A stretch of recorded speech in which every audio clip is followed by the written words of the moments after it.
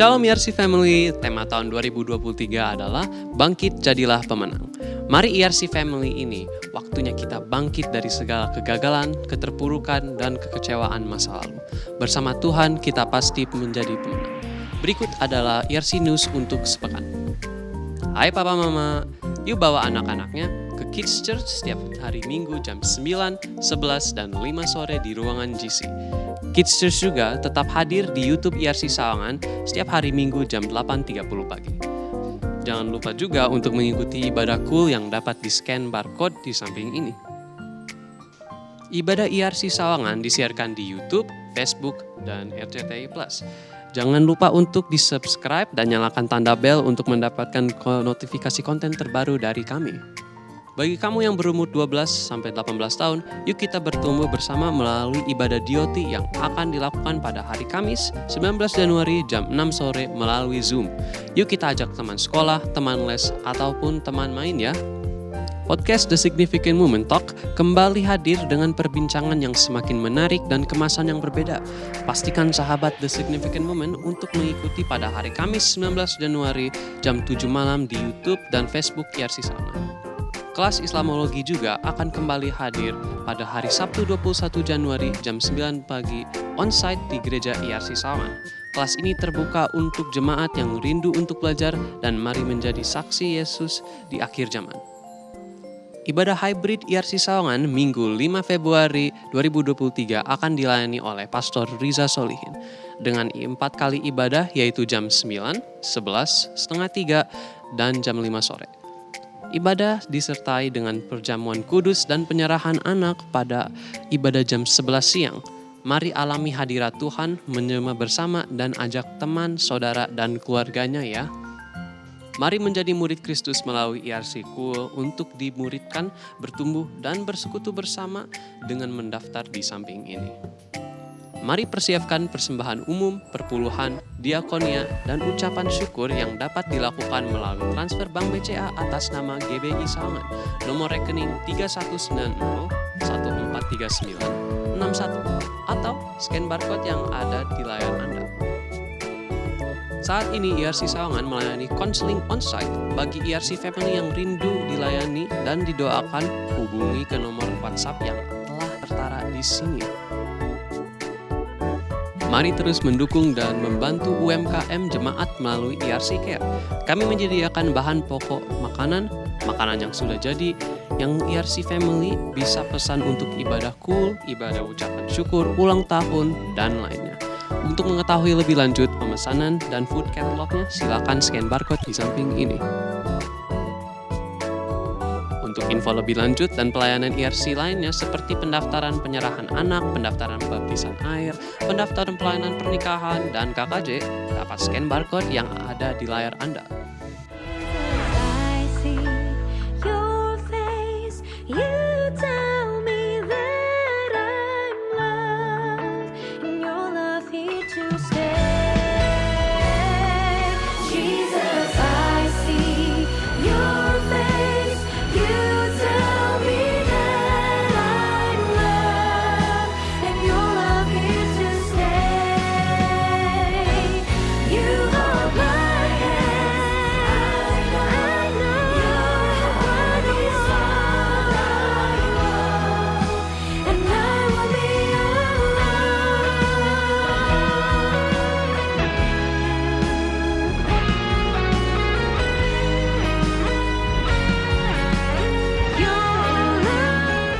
Demikian pengumuman minggu ini, aku Samuel Gregory pamit undur diri. Tuhan Yesus memberkati. Puji nama Tuhan, shalom Bapak Ibu Saudara. Shalom. Boleh sambil lambaikan tangannya, katakan shalom. Haleluya, puji nama Tuhan. Saya juga mau menyapa Bapak Ibu Saudara-saudara yang menyaksikan ibadah ini secara online. Shalom, shalom saudara. Boleh silakan saling menyapa di kolom chat. Saling menyapa, katakan shalom, shalom satu dengan yang lainnya. Haleluya, puji nama Tuhan. Mari saya undang kita semua untuk bangkit berdiri Bapak Ibu Saudara. Kita akan memulai ibadah saat ini, puji nama Tuhan. Sebelum kita memulai ibadah saat ini, boleh tengok kanan kirinya. Berikan senyuman yang termanis dari mata Bapak Ibu Saudara, katakan Tuhan Yesus baik. Tuhan Yesus baik, amin. Boleh berikan tepuk tangan untuk Tuhan kita. Sorakan haleluya. Haleluya. Haleluya, puji nama Tuhan. Mari kita tundukkan kepala kita Bapak Ibu Saudara. Ora batakan alabaya syakan alabaya alabaya alabaya alabaya. Kami bersyukur buat penyertaan-Mu Tuhan. Engkau begitu baik atas setiap kami Tuhan. Kalau sampai saat ini kami berdiri di tempat ini, kami tahu semua bukan karena kuat dan gagah kami. Tapi semua karena kasih karunia Tuhan atas hidup kami. Terima kasih Bapa yang baik, terima kasih Tuhan Yesus. Saat ini Tuhan di tempat ini, kami mau bawa setiap doa kami Tuhan. Bapak kami memberkati Tuhan, Gembala Pembina kami Tuhan, Bapak Pendeta Dr. Insinyur Niko Nyotor Harjo beserta dengan para wakilnya Tuhan. Engkau yang menutup bungkus hamba-Mu Tuhan, di setiap apapun yang hamba-Mu lakukan Tuhan, baik dalam pelayanan dan keluarga besarnya, kami percaya ada perlindungan yang sempurna daripada Tuhan. Terima kasih Bapak, saat ini kami juga berdoa Tuhan, bagi Gembala rayon kami Tuhan di rayon 9 ini Tuhan.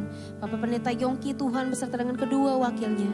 Tuhan kami minta ada kekuatan yang baru, ada kesembuhan, ada kesehatan Tuhan atas hamba-Mu Tuhan.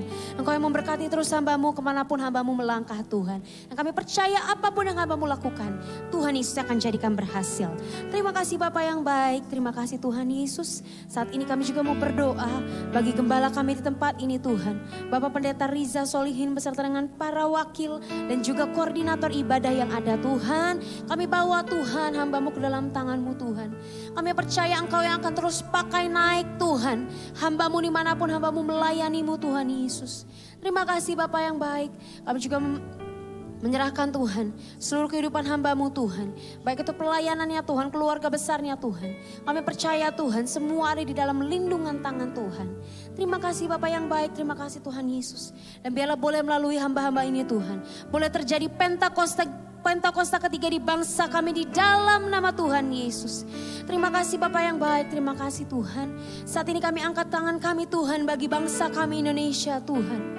Oh iya ralabaya syakana labalalabalalabalalabalala. Kami katakan shalom atas bangsa kami, shalom atas Indonesia. Kami percaya damai sejahtera Allah tercurah atas bangsa kami di dalam nama Tuhan Yesus. Tuhan Engkau yang memberkati bangsa ini Tuhan. Memberkati kepulauan yang ada di dalamnya Tuhan. Dari Sabang hingga Merauke, dari Pulau Miangas hingga Pulau Rote. Kami percaya berkat Tuhan ada atas bangsa kami. Terima kasih Tuhan Yesus, terima kasih Bapak yang baik. Kami menyerahkan Tuhan pemerintahan bangsa kami Tuhan. Kami memberkati pemerintahannya dari yang tertinggi hingga yang terendah Tuhan. Kami memberkati presiden, wakil presiden. Kami memberkati para menteri serta jajarannya Tuhan. Kami memberkati setiap kepala-kepala daerah Tuhan. Bapak kami minta ada roh yang takut akan Tuhan tercurah atas pemimpin bangsa kami Tuhan. Dan kami percaya Engkau yang akan melindungi bangsa kami Tuhan. Dan biarlah semakin hari boleh ada pemulihan atas bangsa kami di dalam nama Tuhan Yesus. Bapak kami tahu Tuhan di tahun ini bukan tahun yang baik Tuhan. Banyak yang berkata bahwa tahun ini akan ada resesi. Tapi kami tahu, kami yakin dan percaya ada perlindungan, ada penyertaan daripada Engkau atas bangsa kami. Dan kami tahu kami tidak perlu khawatir Tuhan. Karena Tuhan ada atas kami. Terima kasih Bapak yang baik, terima kasih Tuhan Yesus. Kami Tuhan ada di tempat ini Tuhan. Bahwa hati kami yang haus dan lapar akan Engkau Tuhan. Kami datang ke tempat ini Tuhan, kami ingin dipuaskan dan kami ingin dikenyangkan Tuhan. Bapa beracaralah Tuhan atas ibadah ini dari awal, pertengahan hingga akhirnya Tuhan. Kami yakin dan percaya 2-3 orang berkumpul maka Tuhan ada di tengah-tengah kami. Dan kami yakin saat ini Tuhan ada di tengah-tengah kami. Oleh karena itu Tuhan, kami di tempat ini, kami katakan kami mau hormati Tuhan. Kami mau bawa seluruh hati kami mau bawa seluruh hidup kami. Dan biarlah kiranya Tuhan Yesus Engkau yang disenangkan Tuhan. Atas setiap pujian penyembahan kami. Dan kami percaya berkat Tuhan ada atas untuk kami. Dan kami percaya mujizat Tuhan pasti terjadi Tuhan. Terima kasih Bapak yang baik, terima kasih Tuhan Yesus. Mari jemaat Tuhan yang siap untuk memuji menyembah Tuhan. Memulai ibadah saat ini sama-sama katakan amin. Boleh berikan tepuk tangan untuk Tuhan Yesus. Sama-sama suarakan haleluya. Haleluya. Haleluya. Haleluya, haleluya. Boleh silakan kembali duduk dalam hadirat Tuhan Bapak Ibu Saudara. Terima kasih Bapak yang baik. Saat ini Tuhan kami mau bawa pujian kami. Korban syukur kami Tuhan. Dan biarlah kiranya Engkau disenangkan atas pujian penyembahan kami Tuhan.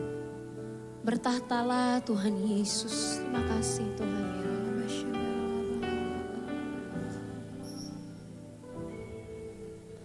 Saat ku masuk ke hadirat-Mu, ku tersungkur dan sembah-Mu. Ku persembahkan korban syukurku yang terbaik bagi-Mu. Saat ku masuk ke hadirat-Mu, ku tersungkur dan sembah-Mu. Ku persembahkan korban syukurku yang terbaik bagi-Mu. Ku bawa korban syukur ke tempat kudus-Mu Tuhan. Hatiku limpah dengan syukur, sebab Tuhan baik. Oh, sebab Tuhan baik. Mari sekali lagi kita katakan pujian ini. Saat ku masuk ke hadirat-Mu, ku tersungkur dan sembah-Mu. Ku persembahkan korban syukurku yang terbaik bagi-Mu. Ku bawa korban syukur ke tempat kudus-Mu Tuhan. Hatiku limpah dengan syukur, sebab Tuhan baik. Selamanya ku bawa korban syukur ke tempat kudus-Mu Tuhan. Hatiku limpah dengan syukur, sebab Tuhan baik. Oh, sebab Tuhan baik. Boleh jemaat Tuhan sendiri angkat pujian ini, katakan. Saat ku masuk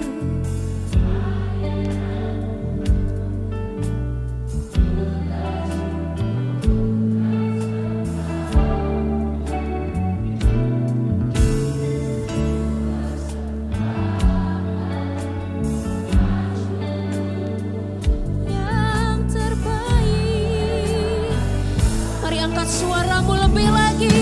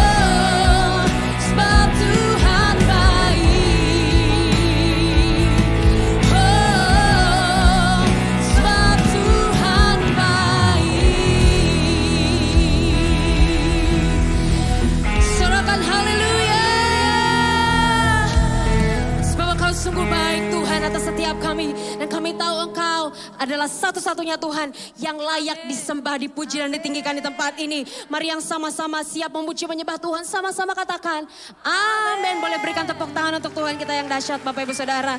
Haleluya. Yang siap menyembah Tuhan, memuji Tuhan lebih lagi boleh lambaikan tangannya. Boleh berikan tepuk tangan yang lebih baik lagi untuk Tuhan kita. Sorakan haleluya.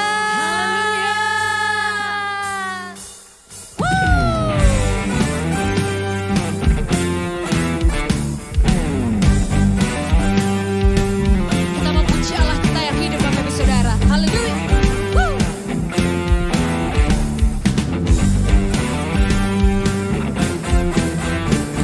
Ini kami Tuhan, kami puji nama-Mu di tempat ini. Haleluya. Mari sama-sama katakan, langit dan bumi pujilah Tuhan, sebab Dia ciptakan semuanya. Keagungannya mengatasi langit bumi, semua sujud di hadapannya. Haleluya. Sekali lagi katakan, langit dan bumi pujilah Tuhan. Amin. Sebab Dia ciptakan semuanya. Keagungannya mengatasi langit bumi, semua sujud di hadapannya. Mari sambil angkat tangan. Ku puji, ku sembah, ku puji, ku sembah Yesus Kristus Sang Penebusku. Ku puji, ku sembah, ku puji, ku sembah Yesus Tuhan dan Rajaku. Yang percaya sorakan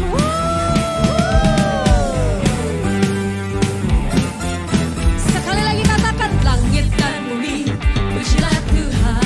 Kami puji Engkau sebab Dia ciptakan semuanya. Sama-sama katakan, keagungannya mengatasi langit bumi, semua sujud di hadapannya. Angkat tanganmu saudara. Ku puji, ku sembah, ku puji, ku sembah Yesus Kristus Sang Penebusku. Ku puji, ku sembah, ku puji, ku sembah Yesus Tuhan dan Rajaku. Mari sama-sama bertepuk tangan di atas kepala saudara. Sorakan haleluya.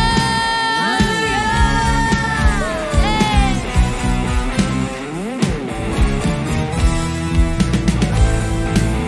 Mari sambil lambaikan tangan kita katakan haleluya. Haleluya. Amin. Haleluya. Amin. Haleluya. Amin. Haleluya. Amin. Sambil tepuk tangan. Haleluya. Amin. Amin. Haleluya. Amin. Haleluya. Amin. Haleluya. Amin.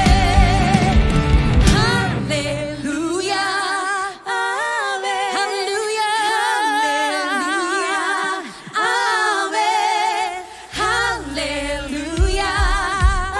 Amin. Haleluya. One more time, sing haleluya.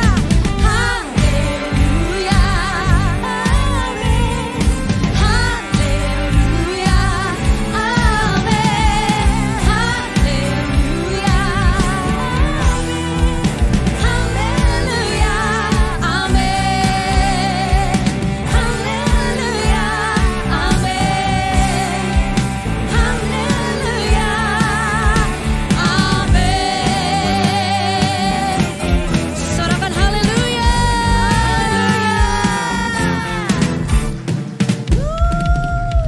Kau dahsyat Tuhan. Haleluya. Sebab kita percaya kasih Allah ada atas kita. Amin. Yang percaya sekali lagi boleh lambaikan tangan ya Bapak Ibu Saudara.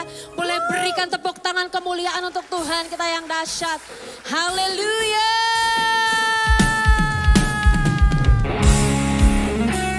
Sebab pastinya tidak berkesudahan. Dahulu, sekarang, bahkan sampai selama-lamanya saudara. Katakan kasih Allah tak berkesudahan, selalu baru setiap pagi. Rahmatnya pun tak pernah berakhir seumur hidupku. Sekali lagi katakan, kasih Allah tak berkesudahan, selalu baru setiap pagi. Rahmatnya pun tak pernah berakhir seumur hidupku. Come on. Dengan sukacitaku tak berakhir. Amin. Sorai berpuji, ku naikkan pujian, haleluya. Nyanyi bagi Dia Sang Raja, nyanyi bagi Dia Sang Raja. Kasih Allah tak berkesudahan, selalu baru setiap pagi. Amin. Rahmatnya pun tak pernah berakhir seumur. Mari angkat tanganmu, katakan, dengan sukacita. Mari menari saudara. Dengan sorak-sorai memuji, ku naikkan pujian, haleluya. Nyanyi bagi Dia Sang Raja, nyanyi bagi Dia Sang Raja. Sekali lagi katakan, dengan sukacita ku kan menari, dengan sorak-sorai memuji, ku naikkan pujian, haleluya. Nyanyi bagi Dia Sang Raja, nyanyi bagi Dia Sang Raja. Selamanya.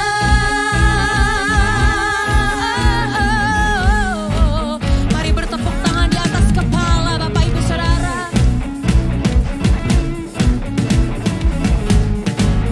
Oh, Kau dahsyat Tuhan.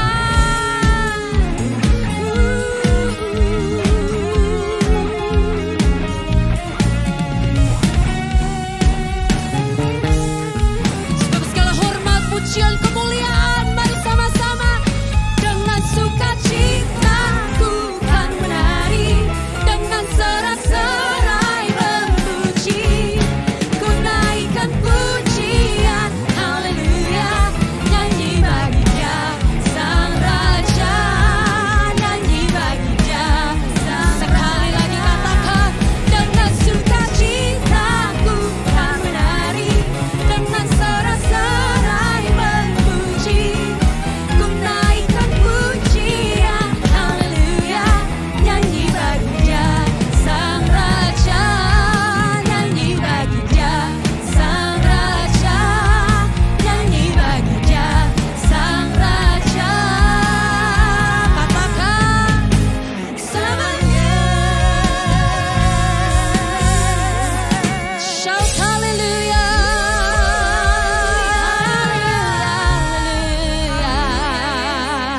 Sekali lagi yang merasakan kebaikan Tuhan boleh berikan tepuk tangan kemuliaan untuk Tuhan kita yang dahsyat. Sorakan haleluya. Haleluya. Haleluya. Puji nama Tuhan Bapak Ibu Saudara. Sebelum duduk saya mau bertanya dulu, apakah ada Bapak Ibu Saudara yang baru pertama kali hadir beribadah di tempat ini IRC Sawangan? Apabila ada Bapak Ibu Saudara, jangan sungkan untuk melambaikan tangannya. Haleluya, ada di tengah-tengah kita, boleh berikan tepuk tangan kemuliaan untuk Tuhan Yesus. Apakah ada lagi Bapak Ibu Saudara?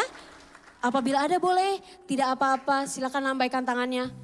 Haleluya, boleh berikan tepuk tangan untuk Tuhan kita yang dahsyat Bapak Ibu Saudara. Haleluya, puji nama Tuhan. Silakan kembali duduk dalam hadirat Tuhan Bapak Ibu Saudara.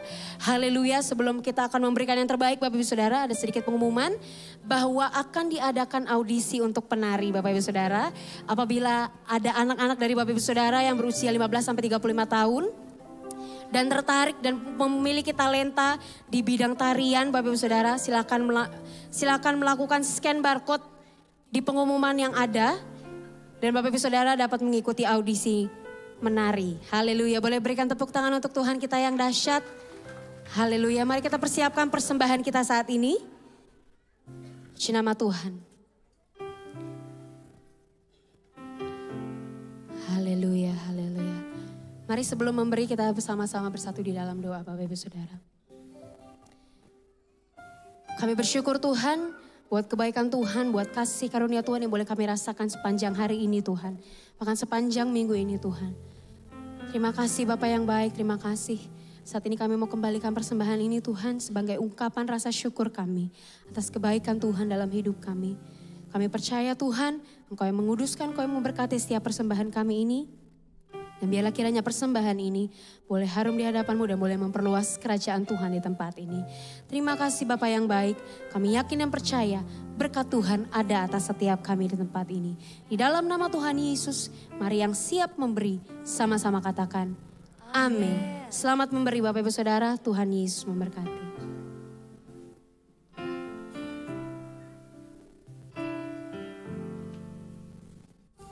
Bila ku melihat apa yang Kau buat di dalam hidupku ini, hanya air mata, tanda sukacita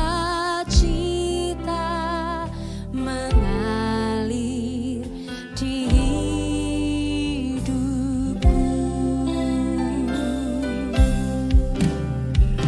Ku bersyukur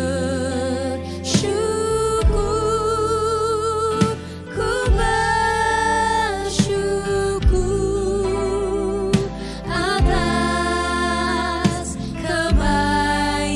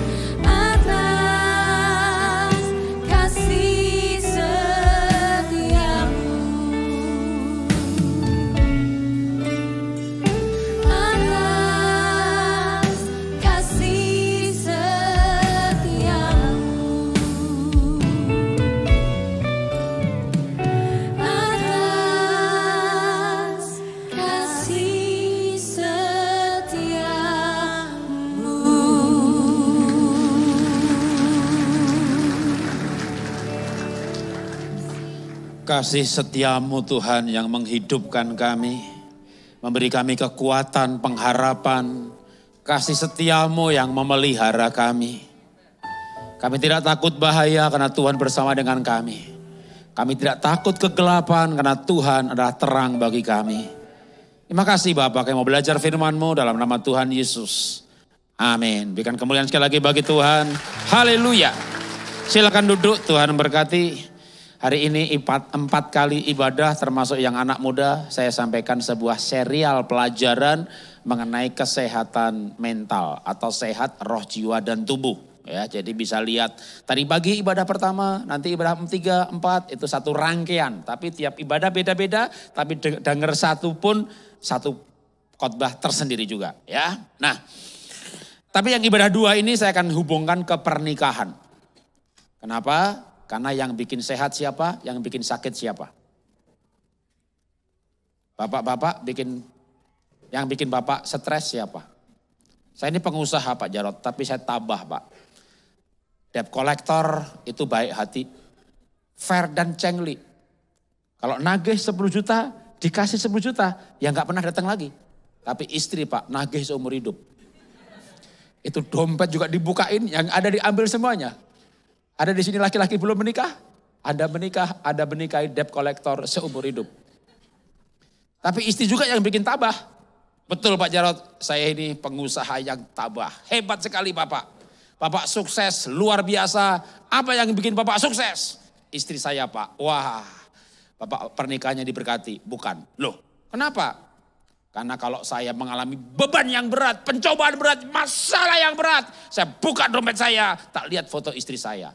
Woi, romantis sekali. Bukan. Kenapa bukan? Sambil lihat foto istri saya berkata, yang satu ini aja aku sanggup hadapi. Yang lain gak ada artinya.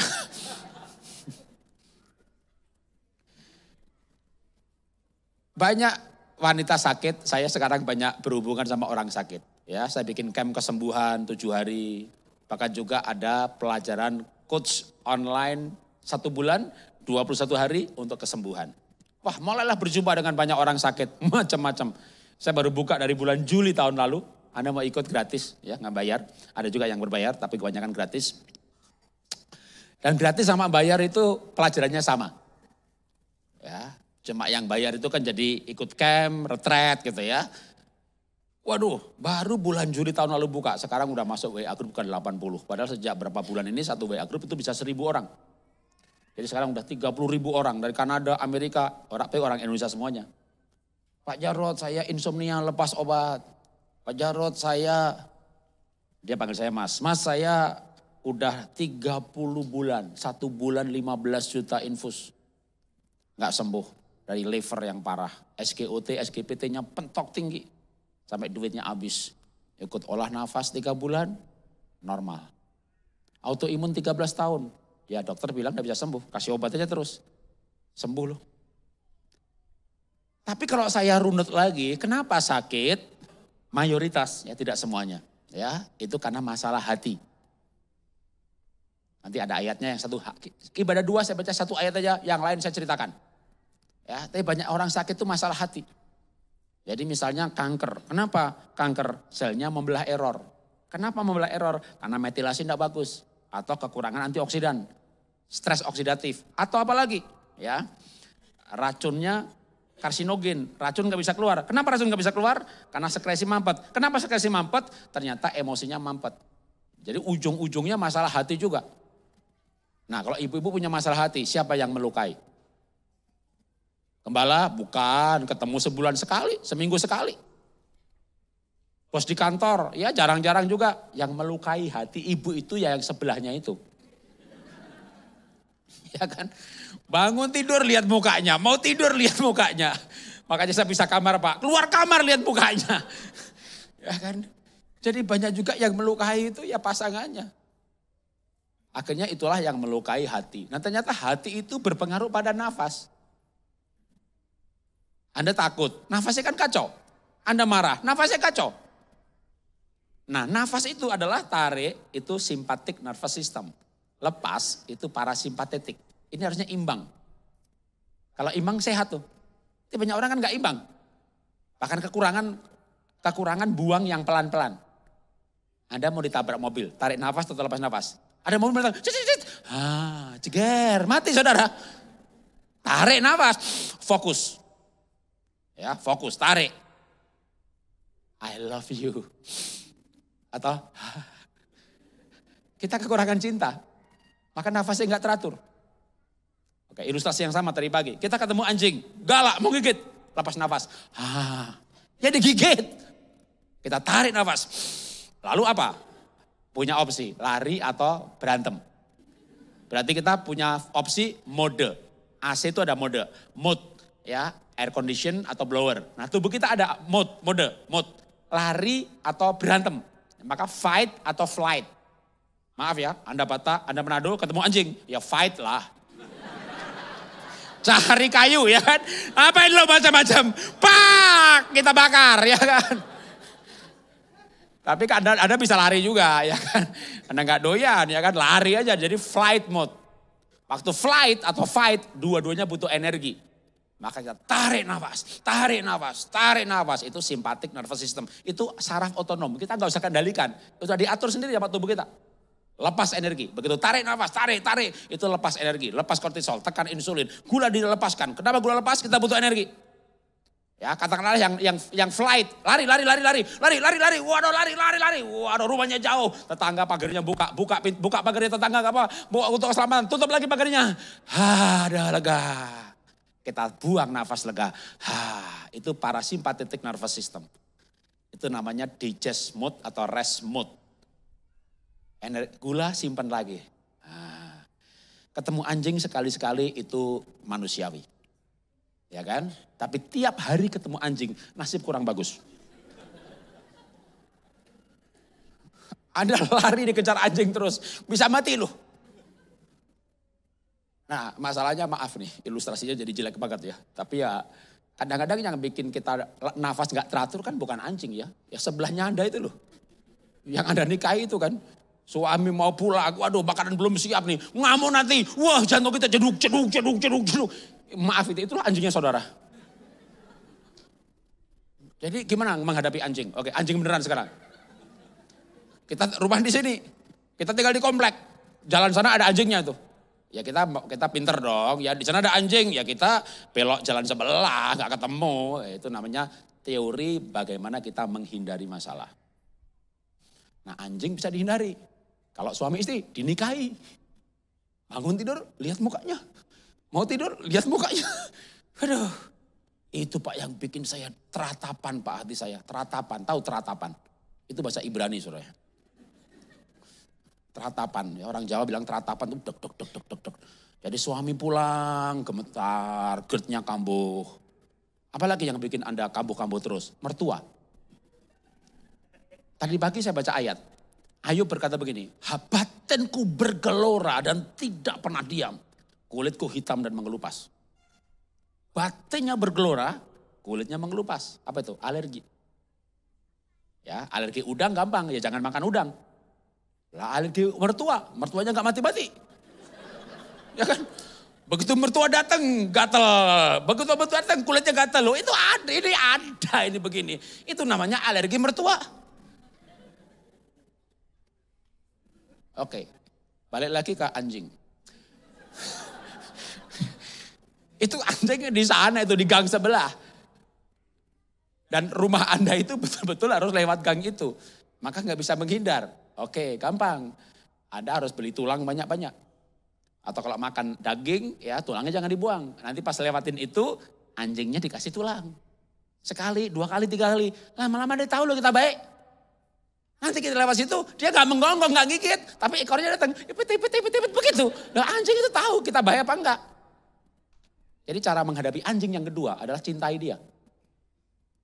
Jadi kalau Anda tuh sama mertua tuh benci banget. Saya banyak menjumpai orang yang alergi, kebanyakan benci dengan orang terdekat.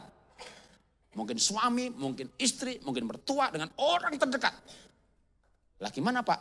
Mertua tinggal satu komplek datang melulu. Cara sembuhnya gimana Pak? Gampang. Cari foto mertua yang resolusinya paling tinggi. Bawa ke menara doa. Bukan doakan mati, bukan. Nanti Anda mati duluan. Itu foto mertua bawa di rumah menara doa. Ada berdoa kepada Tuhan. Tuhan, makhluk hidup satu ini bikin saya gelisah, bikin saya mulas, GERD saya kambuh, bahkan saya gatal-gatal. Dan di hadapan Tuhan, saya mau berkata kepadamu, I love you. Itu ya. Udah Tuhan, tapi aku gak sanggup Tuhan. Aku gak sanggup. Aku perlu cintamu Tuhan. Untuk menguasai saya. Dan saya sanggup mengasihi. Begitu Anda sanggup mengasihi orang yang bikin Anda gatal, Anda sembuh. Anda sembuh. Anda sembuh. Anda sembuh. Kenapa? Oke, saya lompat di ayat ya, baca ayatnya. Dan inilah satu-satunya ayat yang saya baca hari ini. Ibadah sekarang ini, selebih nanti saya ceritakan banyak banget ayatnya yang akan saya ceritakan. Ya. 3 Yohanes 1 ayat 2. 3 Yohanes 1 ayat 2. Saudaraku yang kekasih, aku berdoa semoga engkau baik-baik dan sehat dalam segala sesuatu. Sama seperti jiwamu baik-baik saja. Alkitab berkata, aku berdoa supaya engkau sehat dalam segala sesuatu. Apa itu sehat dalam segala sesuatu? Ya kulitnya sehat, jantungnya sehat, pankreasnya sehat, kankernya apa, paru-parunya sehat, ginjalnya sehat, semuanya sehat. Sama seperti jiwamu baik-baik saja. Jadi kalau jiwa kita baik, badan kita itu baik. Karena badan ini bungkusnya jiwa. Bahkan lebih dalam lagi sebenarnya badan itu bungkusnya roh. Maka disebut baik Roh Kudus. Roh Kudus diam di dalam kita. Oke, boleh gambar berikutnya. Ini gambar ciptaan saya ya. Mengilustrasikan banyak ayat yang disupai dengan cepat. Gambar bunder-bunder ini apa sih gitu ya. Waktu kita lahir baru, Efesus 1:13 berkata, barang siapa menerimanya, menerima Yesus sebagai Tuhan dan Juru Selamat pribadi, maka ia dimeteraikan dengan Roh Kudus. Berarti roh kita sudah pasti sehat. Anda lahir baru, rohnya sempurna. Anda lahir baru, Alkitab berkata, yang lama berlalu, yang baru datang. Yang baru apa? Rohnya. Gak ada orang lahir baru, tiung, ujungnya mancung gitu, gak ada. Langsung rambutnya kluing, pirang, gak ada. Ya, badan kita tidak baru. Roh kita baru, mati pasti masuk surga. Makanya kalau kita lahir baru, masalah terbesar sudah selesai, yaitu ketakutan akan kematian. Banyak orang sakit takut, kenapa? Takut mati kan? Begitu kanker stadium 4, udah gak ada harapan sembuh. Kalau saya biasanya saya bawa dulu pada Soul Healing and Miracle. Modul saya bawa orang itu datang sama Tuhan. Karena kalau sudah ketemu Tuhan, kayak Gavrila stadium 4. Tadinya dia kanker stadium 2. Kemo, radiasi, hampir habis 1 miliar, sembuh. 2 tahun, stadium 3 kambuh. Kemo, radiasi, sembuh lagi, 2 tahun lagi kambuh, udah stadium 4. Berarti udah habis. Tuhan, aku udah lahir baru. Aku mati ketemu Tuhan. Aku hidup bersama dengan Tuhan. Jadi gak masalah saya mati atau tidak. Saya sudah ketemu dengan Tuhan. Maka di stadium 4B itu dia ngambil keputusan gak kemo, gak radiasi. Kenapa? Hidup bersama dengan Tuhan. Mati bersama dengan Tuhan. Tapi kalau saya hidup, saya melayani. Dia pintar main musik, main biola, main piano. Dia berikan bakatnya untuk Tuhan. Dia nggak kemo, dia nggak radiasi. Dia hidup bersama dengan Tuhan. Dokter bilang 6 bulan meninggal. 6 bulan, setahun, 2 tahun, 3 tahun, 4 tahun, 5 tahun. Menikah. Pas mau punya anak dia PET scan. Tadinya dia enggak. Bersih, sembuh. Baru berapa minggu lalu dari Medan, Ibu Nova namanya. Pak Jarod, saya maaf, enggak bisa ngomong pelan, enggak bisa ngomong keras. Paru-paru 4B, maksudnya kanker. Cairan 2 minggu sekali 1,5 liter. Kalau ngomong begini susah, cairan lagi banyak. Bu, mau sembuh? Memang bisa. Bukan bisa apa tidak, mau apa tidak. Kalau mau sembuh, saya bilang pasti bisa sembuh. Kenapa pasti? Yakin banget. Yang menyembuhkan Tuhan Yesus. Tapi nomor 1, Tuhan Yesusnya harus masuk di roh dulu. Apa artinya badan sembuh? Mati jadi tanah loh badan.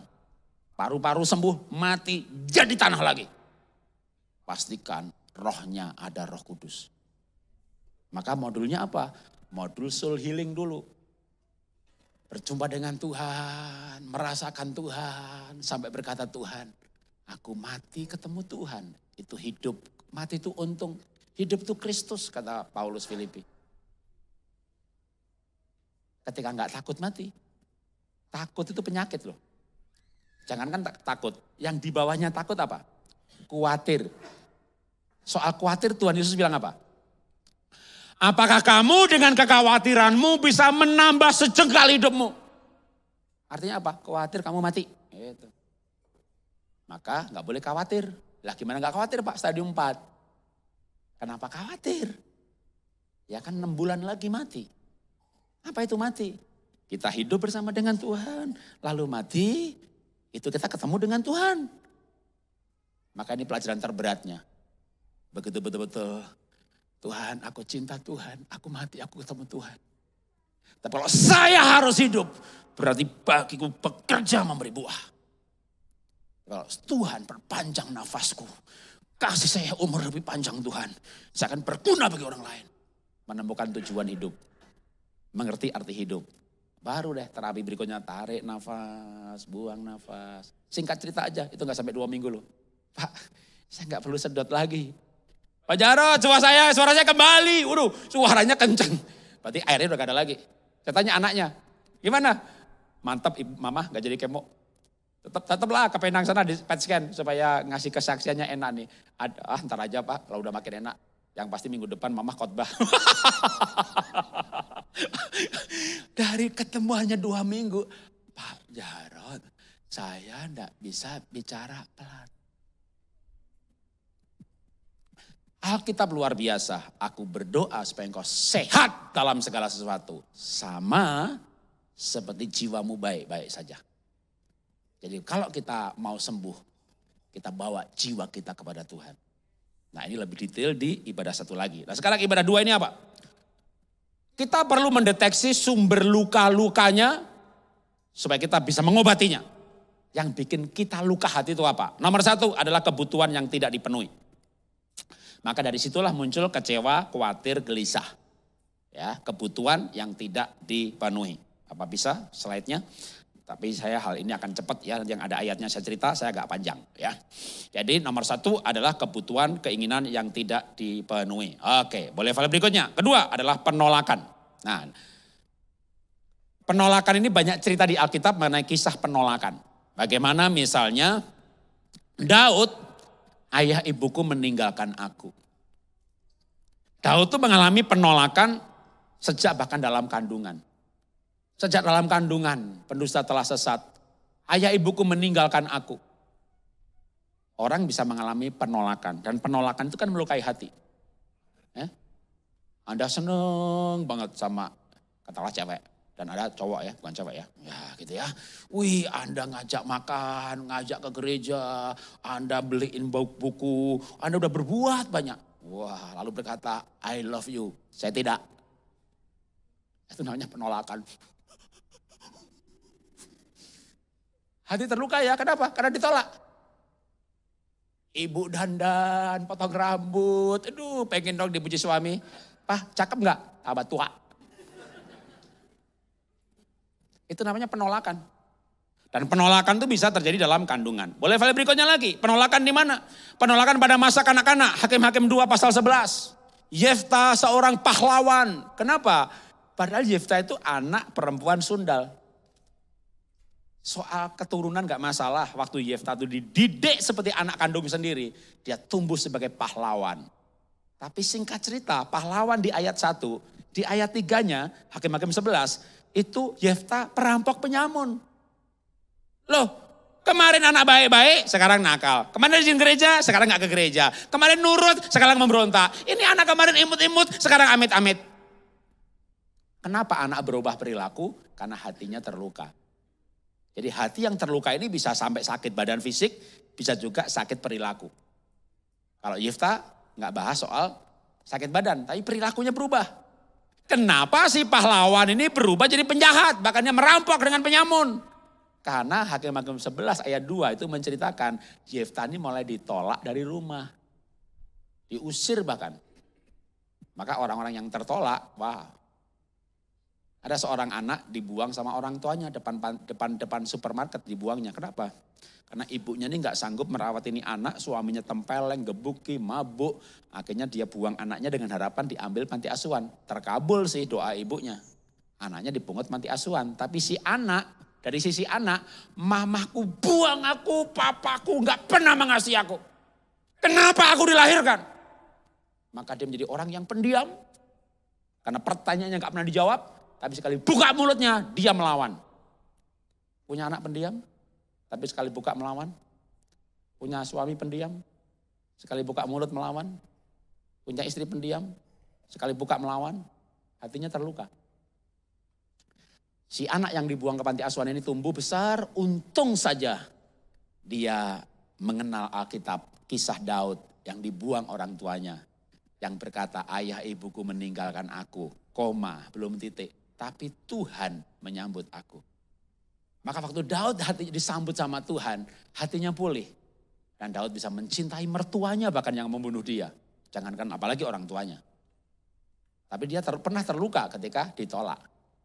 Ketika anak yang dibuang ini mendapat kisah Daud, dia ganti pertanyaannya. Dulu pertanyaannya, Tuhan, kalau aku gak dikehendaki, kenapa aku ada di dunia ini? Apa aku ada karena nafsu seluruh laki-laki dan perempuan? Papaku dan mamaku yang buang aku. Dapat kisah Daud, dia ganti pertanyaan. Tuhan, ayah ibuku gak punya rencana untuk aku, maka aku dibuang. Tapi Tuhan pasti punya rencana buat aku, maka aku Tuhan izinkan lahir. Apa rencanamu dalam hidupku? Dia mencari kehendak Tuhan. Dia jadi gembala yang besar, ribuan jemaatnya di kota New York. Dia menulis buku yang diterjemahkan ratusan bahasa termasuk bahasa Indonesia. Judul bukunya adalah Anak Siapakah Aku. Penulisnya yang dibuang tadi namanya Bill Wilson. Tapi ketika orang tertolak, maka dia terluka. Dari kandungan bisa, masa kanak-kanak bisa. Berikutnya lagi, kapan dia tertolak lagi? Penolakan dalam pernikahan. Misalnya Abraham, Sarah, Ishak, Ribkah itu kisahnya sama. Abraham ditanya istrinya siapa, dia bilang saudaranya. Ishak ditanya Ribkah siapa, bilang saudaranya. Dan Alkitab menulis itu dia bilang begitu karena takut. Bukan karena budaya, bukan karena yang lain-lain. Jadi tidak mengakui istri sebagai istri. Hah? Apa enggak istri terluka? Bu, kalau ada tamu bu, ke rumah ibu. Ibu bikin kopi di dapur. Tamunya tanya sama suami, yang bikin kopi siapa? Pembantu. Pembantu. Ibu itu tamunya 2, suami 1, bikin kopi 3. 3 ya kan, 3 gelas, kasih kopi semuanya, betul. Kasih gula semuanya, betul. 2 untuk tamu, kasih creamer. Yang suami kasih endrin sedikit. Ya kan, mati kau. Enak aja gak mengakui saya sebagai istri. Kira-kira begitu ya, terluka. Kenapa? Ditolak. Penolakan itu melukai. Nah kebanyakan penolakan itu dalam pernikahan. Ketika suami adalah orang yang terluka, istri orang yang terluka, 2 orang terluka menikah, itu setan dikurung dalam satu rumah.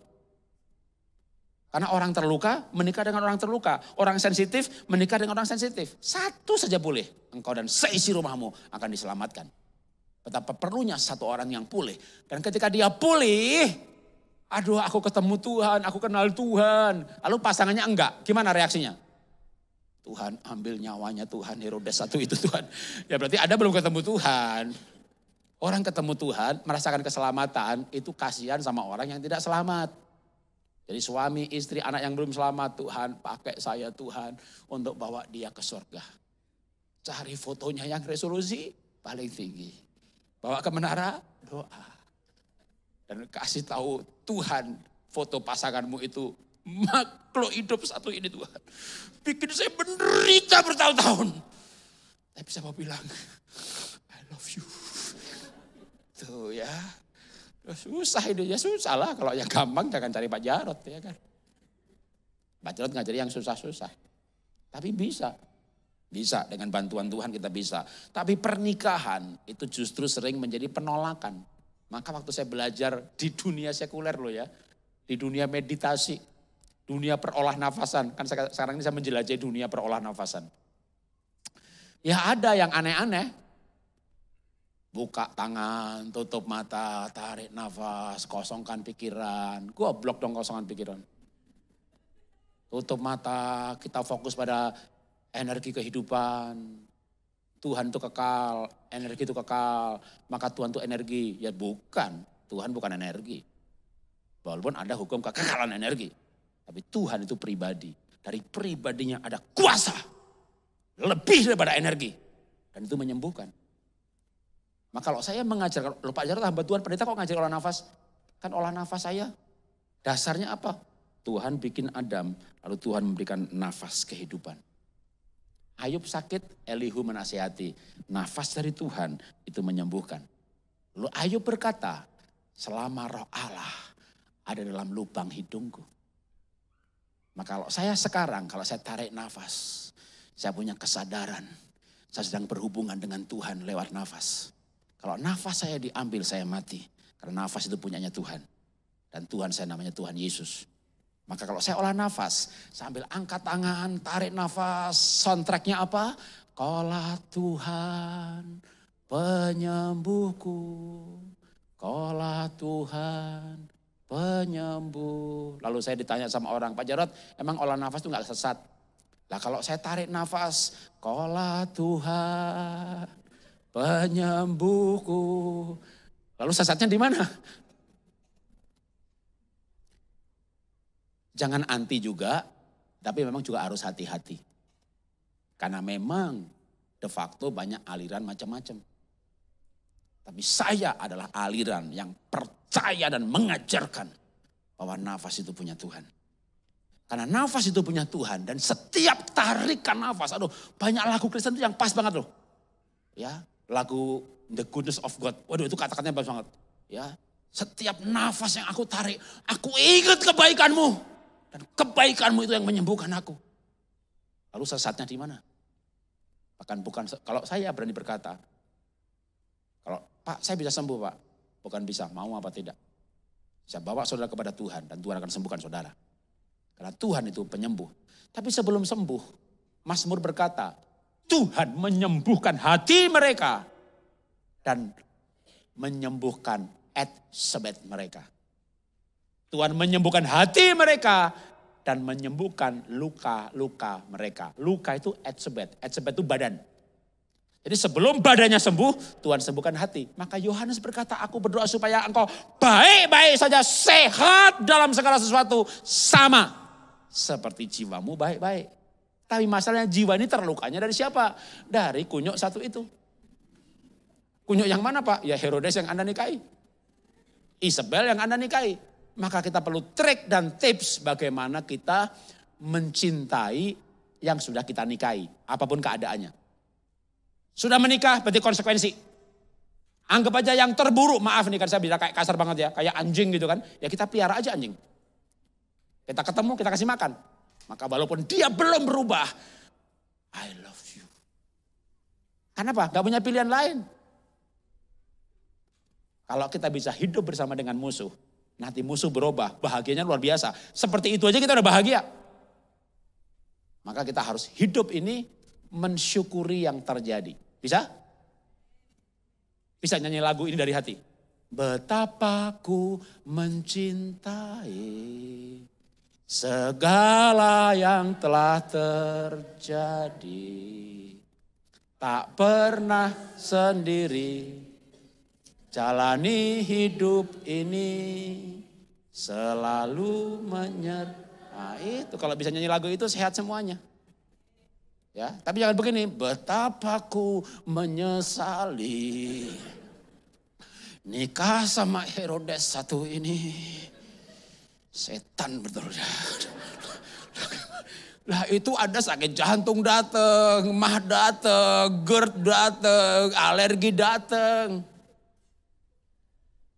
Dalam camp itu sampai saya bilang, tarik nafas, ingin mertua, lepaskan. Tarik nafas, ingin mertua, lepaskan. Lepaskan apa Pak? Lepaskan pengampunan. Lepaskan cinta. Ya tekniknya sama, tarik, lepas. Ada 17 macam yang saya ajarkan. Water breathing, whiskey breathing, ada coffee breathing, ada nafas segitiga. Ya Anda kemana pergi ya sama, saya juga belajar dari mereka. Tapi esensinya yang berbeda. Di mana menurut Alkitab berkata selama roh Allah ada dalam lubang hidungku. Dan nafas yang maha kuasa menyembuhkan aku. Jadi siapa yang menyembuhkan? Tuhan. Tapi sebelum Tuhan menyembuhkan, Daud berkata, aku menyembuhkan hati mereka dan etsebet mereka. Luka badan. Hati lalu luka badan. Oke lanjut lagi, penolakan dalam mana lagi? Bahkan bisa terjadi penolakan dalam pelayanan. Anda ke gereja melayani disingkirkan, Anda nyumbang gak dihargai. Anda masuk panti asuhan, diremehkan. Jadi penolakan bisa terjadi di mana-mana. Berikutnya lagi apa? Penghakiman. Ya, kalau penolakan masih rendah, dihakimi lagi, dibully, dikasih label. Kamu itu. Itu sampai rusak hatinya kalau betul-betul sampai termakan oleh kata-kata penghakiman itu dan menjadi label atas dirinya. Maka label itu mempengaruhi perilaku yang terbentuk oleh hati yang rusak akibat penghakiman jangka panjang. Dan penghakiman jangka panjang yang paling merusak adalah pihak otoritas. Siapa tuh pihak otoritas? Bisa pendeta, bisa gembala, tapi yang paling banyak terjadi adalah orang tua. Orang tua, mudah-mudahan kamu gak punya anak loh, biar gak susah kayak mama. Dihakimi, dilabel, diomongin. Menikah, betul gak punya anak. Ke dokter, normal. Kalau ke dokter gak normal ya perlu pengobatan ya. Bahkan kalau gak normal pun dalam arti gimana? Ya kata aku tes Pak, istri sih normal telurnya. Tapi saya sperma ini per milinya cuma 100.000, harusnya kan sekian juta. Saya bilang 100.000, hanya butuh 1 saja kamu bisa punya anak. Kalau Tuhan buka kandungannya kayak Ribkah, kayak Sarah. Ya, jangankan 10.000 pun bisa punya anak. Tapi saya selalu bongkar adalah punya masalah dengan orang tua enggak. Kalau orang tuamu masih hidup, kamu pernah bikin marah orang tuamu, sungkem sujud sama orang tua. Dan minta orang tua doain kamu. Bukan saya yang doain, harus orang tuamu. Pak Mah berkati aku supaya punya anak. Begitu diberkati orang tuanya, enggak sampai setahun. Pak Jarod, makasih aku udah hamil. Gimana kalau orang tuanya udah meninggal? Ya enggak perlu ke kuburan, dia enggak dengar juga. Kalau sudah meninggal, ada pemberesan pribadi dengan Tuhan. Tuhan, aku pernah bikin marah orang tuaku, orang tua mengutuk aku. Bahkan aku pernah jengkel sama orang tuaku, aku yang mengutuk diri sendiri. Aku pernah berkata, aku enggak mau punya anak kayak mama. Aku cabut perkataanku Tuhan. Aku cabut kutuk atas diriku sendiri. Aku mau punya anak, buka kandunganku Tuhan. Tuhan buka kandunganmu. Mujizat itu masih ada sampai hari ini. Kenapa? Tuhan kita pembuat mujizat. Maka saya paling senang. Itu kalau saya ngajar olah nafas teman-teman ya. Itu kan sampai 30.000 anggotanya dalam 80 WA group. Kalau Zoom kadang 400, 500 pentok. Ya multi agama. Islam, Kristen, Hindu, Buddha datang semuanya ikut Zoom. Ya saya bilang kita kasih soundtrack kesukaan saya ya. Kaulah Tuhan penyembuhku. Kaulah Tuhan penyembuh. Terima WA, Pak Jarod lagunya enak banget, bisa minta link YouTube-nya? Boleh. Kalau olah nafas inner healing ini soundtracknya. Karena beberapa olah nafas bukan pakai soundtrack ya, pakai aba-aba dari saya. Tarik nafas, lepaskan. Nafas dari Tuhan, sembuhkanku. Nafas dari Tuhan, waduh. Berapa ribu orang ikut olah nafas dengan audio seperti itu. Maka pernah kejadian, tiba-tiba terima WA saya. Pak Jarod dari bengkel ini ya? Kok tahu? Saya pakai masker tuh. Iya tadi ada orang ngomong di luar kok nadanya sama. Tarik nafas, lepaskan. Dulu sebelum pandemi pergi kemana di kapal. Pak Jarod ya yang di live channel ya minta foto dong. Gitu. Sekarang udah pakai masker. Ya, muka kagak kelihatan. Ternyata suaranya itu sama tuh ya kayak tarik nafas, lepaskan. Sampai istri saya kadang bilang begini. Dulu saya udah bertobat, saya sudah jadi hamba Tuhan ya. Tapi masih kadang-kadang masih suka marah. Terutama kalau ada orang gak bener. Jadi biasanya check in gitu ya. Ada orang itu nyerobot gitu loh. Marah saya, Pak muter Pak. Begitu. Istri saya itu, hati-hati. Kenapa? Itu jemaat. Khotbah kasih lemah lembut ntar kamu marah. Dia jemaat gimana gitu ya. Atau saya memang salah juga check in terlambat gitu loh ya. Tapi di counternya itu marah. Pokoknya marah duluan. Minta maaf belakangan. Itu bisa-bisa dikasih loh gitu, masuk gitu ya. Waduh, tapi istri saya tuh bilang, muka kamu tuh dikenal, masuk televisi, parah. Lama-lama saya jarang marah lagi, takut begitu dia marah-marah, shalom Mbak. Sekarang lebih hati-hati lagi, udah pakai masker suaranya dikenal. Aduh, gara-gara ngajari olah nafas. Oke, berikutnya lagi, waktunya udah habis. Oke, satu terakhir ya. Apalagi yang membuat kita hati terluka, ya ditolak, disalahkan, diremehkan, direndahkan, maka bisa lagi yang lebih parah lagi itu adalah dikhianati dan trauma. Dikhianati itu ya kayak istri berselingkuh, suami selingkuh itu kan pengkhianatan. Kita kongsian, bahkan kita kongsian tuh dengan betul-betul kita kayak mengabdi gitu ya. Wah, kita dapat komisi dari supplier, kita nggak ambil masukkan gitu. Lalu kita dikhianati. Kalau saya mengalami lebih parah daripada itu. Ada orang pinter tapi nggak punya duit. Saya modali buka usaha. Sudah saya modalin, saya ditipu lagi. Dimodalin lalu kita ajak kongsian, kita sama-sama punya saham gitu. Ya, wah ditipu. Trauma. Trauma itu kayak Tamar diperkosa, kalau di Alkitab ya Ayub mengalami perampokan. Ayub kan kalau saya baca ayatnya Ayub ya. Kulitku mengelupas, berarti Ayub sakit kulit. Dia garuk-garuk kepala, sakit apa lagi? Aku sesak, sakit paru-paru. Waduh, saya baca ayatnya Ayub, saya baca karena saya bedah buku kitab Ayub. Saya bikin buku, bedah buku kitab Ayub. Anda mau tak kasih gratis? Ya, tapi filenya PDF. Tinggal minta Ibu Dina nomor WA saya, ya. Anda mau catat juga boleh. Ini direkam streaming, gak apa-apa juga ya. 0812 991 9283.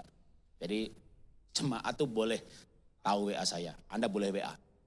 Yang penting telepon gak diangkat gitu kan. Tapi WA saya jawab dulu ya, WA saya jawab ya. Mau belajar olah nafas yang gratis nanti kasih. Ketika mengalami trauma kayak Ayub, perampokan, dijarah, anaknya mati 10, maka penyakitnya kan datang semuanya. Tapi Ayub sembuh loh. Ayub berkata, Tuhan dari kata orang saja aku mendengar tentang Engkau. Tapi sekarang mataku sendiri memandang Engkau. Jadi kesembuhan Ayub dimulai waktu dia berjumpa dengan Tuhan. Lalu Ayub berkata, aku mencabut perkataanku. Ayub mencabut perkataan. Kenapa? Dia pernah salah juga. Seperti berkata, kenapa aku gak mati aja waktu lahir? Peristiwa traumatis yang dia alami membuat dia berkata, kenapa aku gak mati saja? Itu dicabut sama Ayub. Aku mencabut perkataannya, lalu dia sembuh. Hati-hati dengan perkataan loh, hidup mati dikuasai lidah. Siapa mengembangkannya, memakan buahnya. Anggap nih, bukan Ayub, bukan Anda juga, orang lain. Tuhan, apa arti hidup tanpa cinta? Lebih baik saya mati, punya pacar begini, atau diputusin, atau suamiku begini, lebih baik aku mati. Tuhan rancang umur saudara seperti kita Kejadian 120 tahun saja. Lalu kita pengen mati. Gimana cara Tuhan mengabulkan doa Anda? Ya Tuhan izinkan sakit.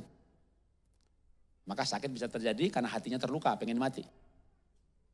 Maka dalam pelayanan inner healing and miracle, sebelum terjadi mujizat kesembuhan, harus inner healing dulu. Tuhan, aku tidak menyesali hidup ini.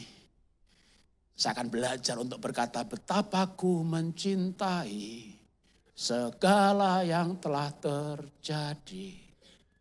Saya pengen hidup Tuhan, saya gak pengen mati. Saya punya arti hidup yang baru. Saya mau perpanjang hidupku. Perpanjang nafasku Tuhan. Setiap hari aku bernafas. Aku akan melayani Tuhan. Lalu kita mengalami kesembuhan. Saya sakit pinggang sembuh, gak pakai operasi. Saya punya macam-macam alergi juga dulu. Lepas semuanya. Bahkan saya pakai kacamata berapa belas tahun. Ya, lepas gak pakai kacamata. Sekarang, yang terakhir diabetes. Sekarang gak suntik insulin. Apapun penyakit.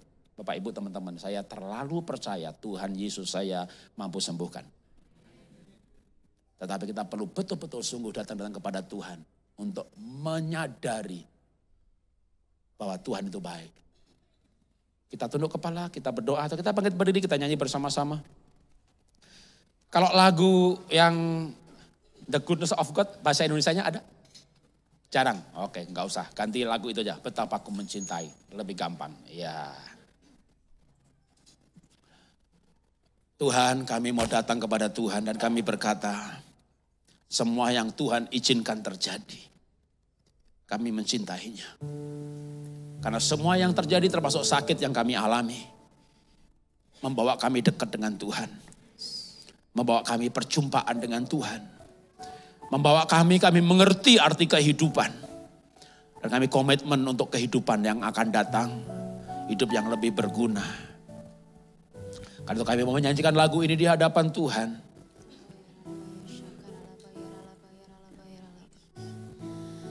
Betapa ku mencintai segala yang telah terjadi. Tak pernah sendiri jalani hidup ini. Selalu menyertai. Engkau tidak pernah meninggalkan kami Tuhan. Betapa ku menyadari penyertaan-Mu dalam hidup kami sempurna. Di dalam hidup rancangan-Mu dalam hidup kami baik adanya. Kau selalu memberi rancangan terbaik. Oleh karena kasih kami panggil nama-Mu Bapa. Bapa, sentuh hatiku, ubah hidupku menjadi yang baru, bagai emas yang murni. Kau membentuk bejana hatiku, Bapa.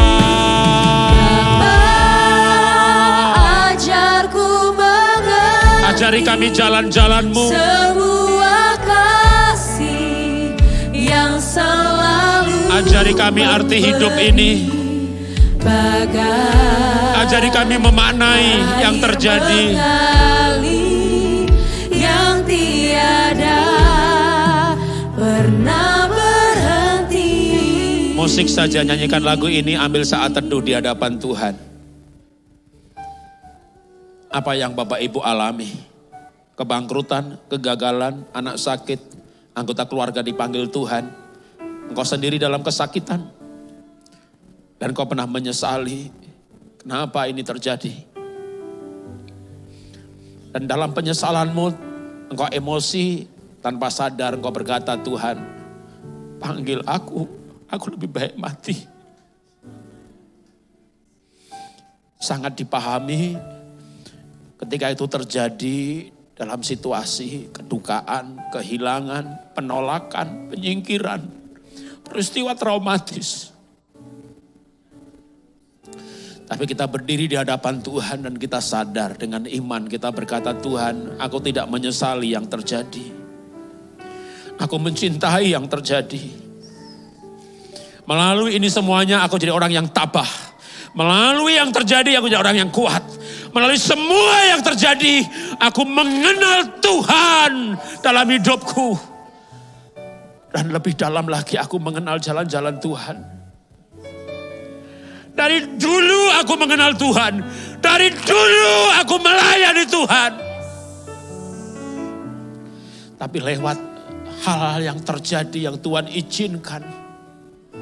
Tuhan bawa aku dalam persekutuan dengan Tuhan yang lebih dalam. Aku mengerti kehendak Tuhan lebih. Aku mengerti isi hati Tuhan lebih. Dan terlebih lagi ya Tuhan, aku mau berkata, aku sekarang lebih menghargai kekekalan. Aku lebih memaknai kehidupan. Dan aku akan menjalani hidupku ke depan lebih berarti, lebih berguna. Aku akan lebih sungguh-sungguh melayani Tuhan. Aku lebih sungguh-sungguh mencintai Tuhan. Aku lebih sungguh-sungguh ingin memenangkan dan merubah orang lain.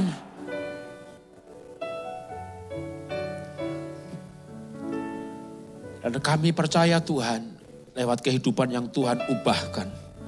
Tujuan hidup yang Tuhan murnikan. Hati yang dijamah. Kesembuhan tubuh terjadi. Amin. Pemulihan terjadi. Amin. Karena Engkaulah penyembuh kami. Engkaulah penyembuh kami. Dalam Mazmur Engkau berfirman, Tuhan menyembuhkan luka hati dan membalut luka-luka mereka. Luka-luka Etsebet, penyakit badan. Karena itu Bapak Ibu teman-teman yang dikasih Tuhan, baik yang ada di ruangan ini ataupun yang melihat melalui streaming. Dimanapun engkau berada, engkau datang kepada Tuhan. Tuhan Yesus penyembuh. Amin. Tuhan Yesus penyembuh. Yes. Dia penyembuh. Amin. Dia penyembuh. Dulu sekarang dia tidak berubah. Yes. Dia tidak pernah berubah. Yes. Dia dulu hidup, sekarang dia hidup. Yes, amin. Dulu penyembuh, sekarang dia penyembuh. Terima kasih Tuhan, terima kasih Tuhan. Kami bawa hati kami. Kami bawa umat-Mu. Dalam nama Yesus jamah umat-Mu. Yang butuh kesembuhan sembuh. Dalam nama Yesus sembuh. Dalam nama Yesus sembuh. Dalam nama Yesus sembuh.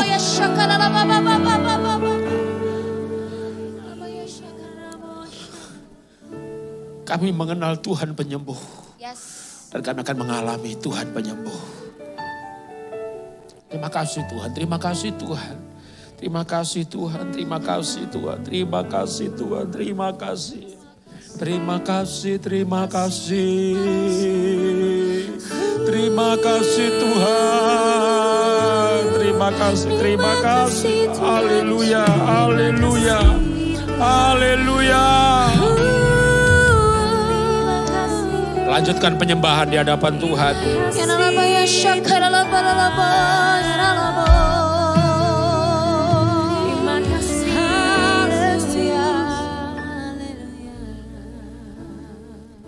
Shalom Bapak Ibu. Saya percaya kita semua diberkati firman Tuhan. Yang diberkati firman Tuhan, tepuk tangan yang meriah buat Tuhan Yesus.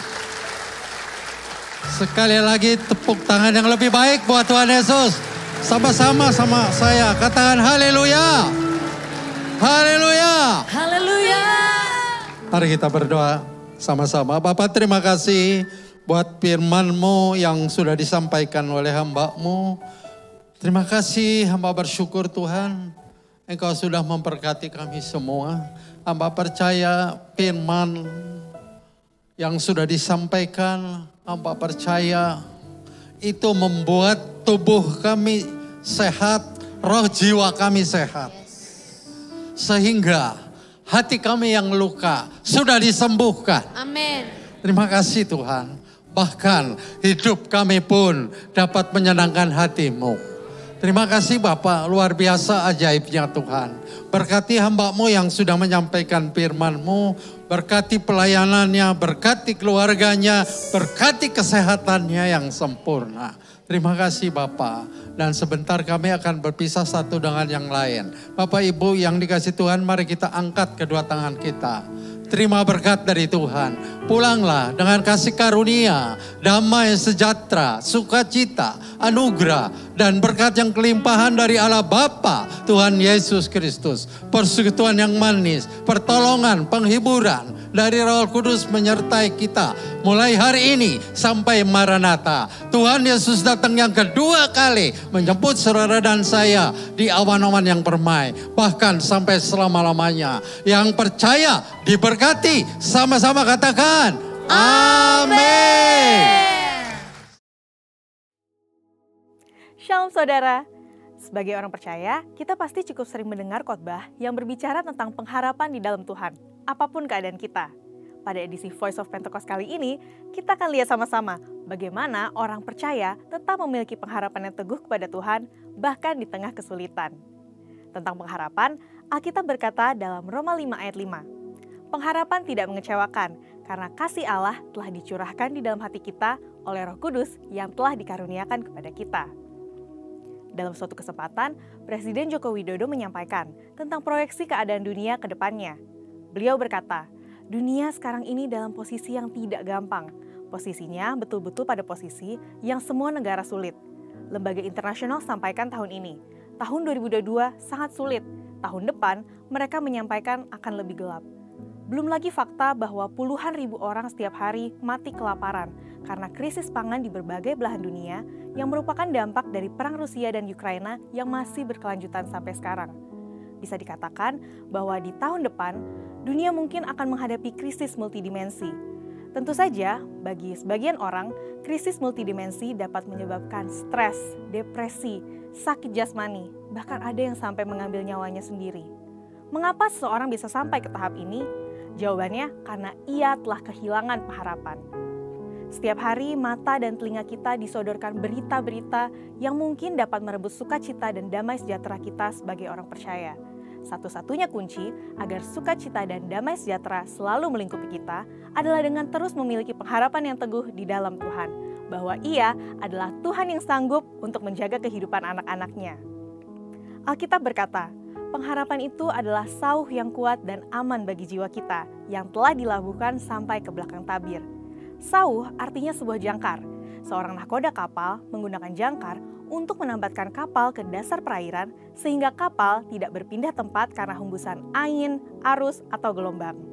Di dalam mengarungi bahtera kehidupan ini, banyak hal yang diumpamakan sebagai badai yang dapat membuat seseorang menjadi terombang-ambing tanpa arah dan tujuan yang jelas. Bukan saja terombang-ambing, tanpa jangkar, bahtera tersebut bahkan bisa tenggelam. Pengharapan pada Tuhan adalah jangkar yang kuat dan aman untuk jiwa kita, karena Tuhan Yesus yang kita percaya dan menjadi sumber harapan kita telah masuk ke dalam surga sebagai perintis bagi kita dan menjadi imam besar. Mari kita belajar dari Mazmur 77 yang adalah Mazmur dari Asaf. Mazmur ini diawali dengan keluhan-keluhan duka cita tetapi diakhiri dengan penghiburan.